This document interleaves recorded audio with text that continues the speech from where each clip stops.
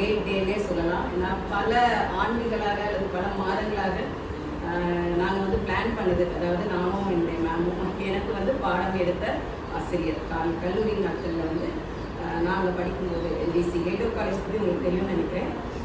First woman college in Madurai இந்த year 1948 வந்து துவங்கின அந்த கல்லூரி.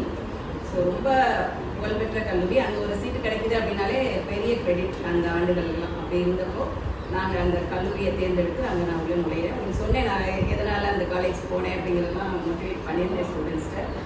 ஸோ நீங்கள் அதெல்லாம் தெரிஞ்சிருப்பீங்க. அந்த கல்லூரியில் மேம் நுழையும் போது இவங்க வந்து எனக்கு ஸ்டாஃபாக இருந்தாங்க. Doctor mercy Pushpalatha ma'am. Such a humble and discipline.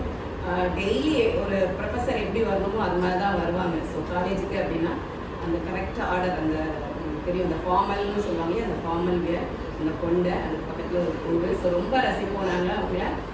Plus அவங்களுடைய டிசிப்ளின் எப்படி இருக்கும், அவங்களுடைய பேரண்ட் எப்படி வளர்த்தாங்க, அதெல்லாம் வந்து எங்கிட்ட வந்து ஷேர் பண்ணுவாங்க.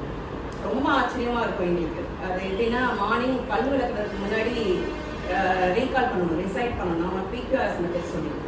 ஷார்ட் டேர்ம் மெமரியை எப்படி லாங் டேர்ம் மெமரி கொண்டு போகணும். அவங்க பேரண்ட் வந்து ஒரு கவர்மெண்ட் ஸ்கூல் டீச்சர்ஸ். ஸோ எப்படி அவங்க ப்ராட்டப் பண்ணியிருக்காங்கன்னா, மேம் பிஃபோர் ப்ரஷிங் அவங்க வந்து மனப்பாடமாக ஒப்பிக்கணுமா, திருக்குறளாக ஏதோ சொன்னாங்க பண்ணியிருக்காங்க. எங்களுக்கு வந்து கிளாஸ் எடுக்க வரும்போது மேம் சொன்னாங்க அதை ஒப்பிச்சுட்டு தான் நாங்கள் வந்து அந்த டே தோங்குவோம் அப்படின்னு சொல்லி.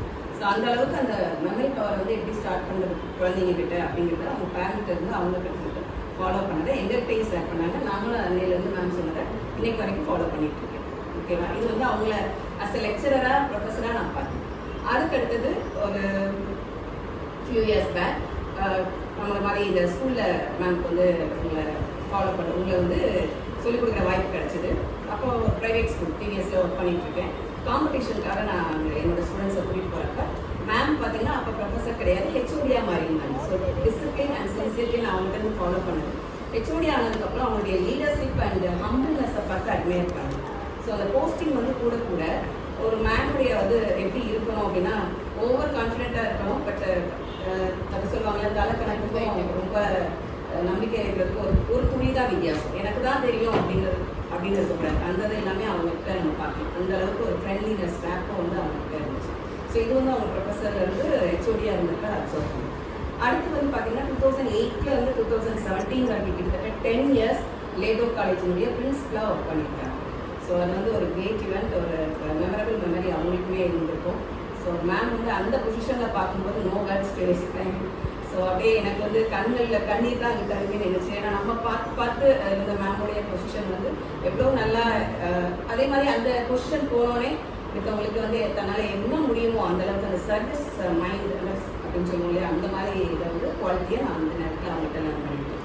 ஸோ அதனால் யாரை நீ எப்போ பார்த்தீங்கன்னாலும் ஏதோ ஒரு விஷயங்கள் நான் முதல்ல சொல்வேன், 1 hour வேஸ்ட்டுன்னு நினைக்காத. யாராவது ஒன்று சொல்ல வந்திருக்காங்க அப்படின்னா அவங்ககிட்ட வந்து என்ன லேர்ன் பண்ணிக்கலாம் அப்படிங்கிறத நம்ம ஃபஸ்ட்டு லேர்ன் பண்ணணும்.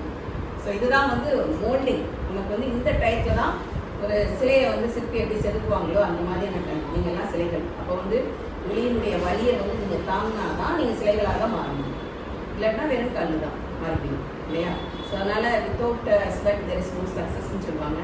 ஸோ வாழ்க்கையில் இன்னும் நீங்கள் பல இடங்களுக்கு போகும்போதும் அவங்களெல்லாம் நினச்சி பார்க்கணும். நீங்கள் அந்த அளவுக்கு ஒரு இன்ஸ்பிரேஷனலாக அவங்களை மோட்டிவேட் பண்ணுறதுக்காக எனது ஃபார்மர் பிரின்சிபல் எங்களுடைய LDC college principal doctor Mrs Mercy Pushpalatha ma'am இந்த வருகை மிக மிக பயனுள்ளதாக உங்கள் எல்லாத்துக்கும் இருக்கும்னு சொல்லி 100% அஸ்டன்ஸோட உங்கள் எல்லா சார்பாகவும் அவங்களை இந்த நேரத்தில் வருகை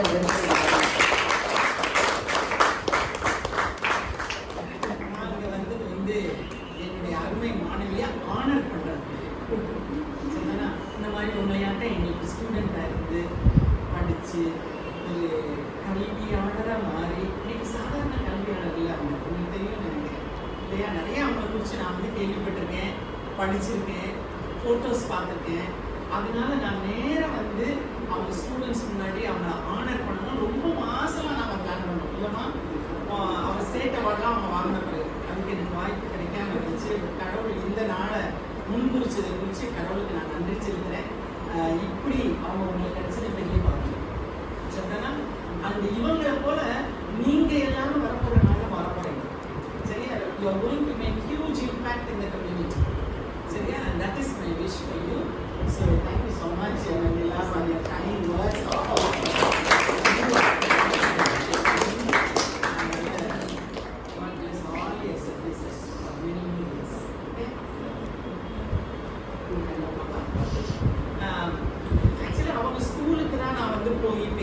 ரொம்ப ஆசைப்பட்டுட்டு இருந்தேன். அவள் ஸ்டூடெண்ட்ஸ் எல்லாம்